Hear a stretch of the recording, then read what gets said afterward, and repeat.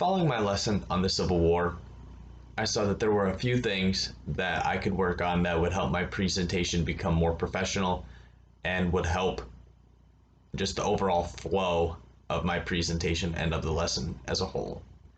One of the things that I saw that I needed to work on is saying filler phrases such as so, just random words to use in space.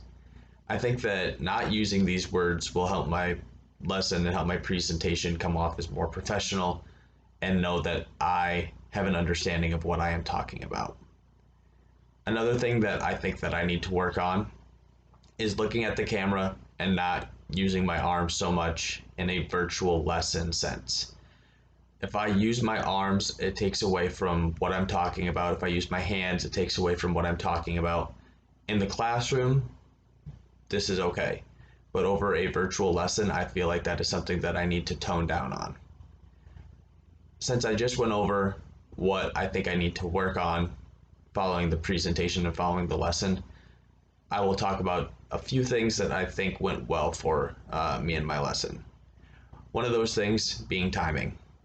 The timing was really well and went over pretty much exactly the amount of time that I thought that I would. I timed it and started at 10 minutes, ended just over 11 minutes. So timing went really, really well for me. Another thing that I think went well in the presentation is that it flowed really well and that the presentation and animations in the presentation went really, really well and went smoothly along with what I was talking about.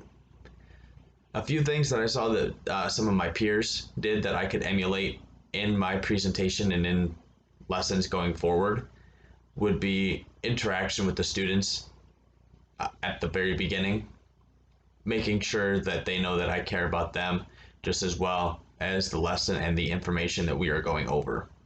Making sure that they know that this isn't just a recording and that I actually care about them as a whole instead of just as a student.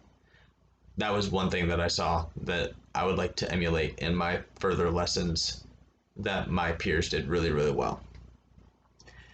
And lastly, one thing that I learned from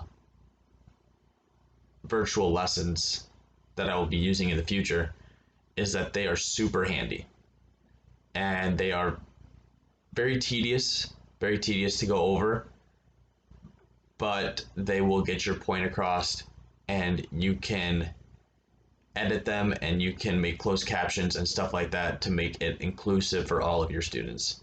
And that's one of my big things going forward in my classroom is going to be just being inclusive. So having closed captions and stuff like that and just having all these different ways that I can make a virtual lesson will definitely benefit me in the future.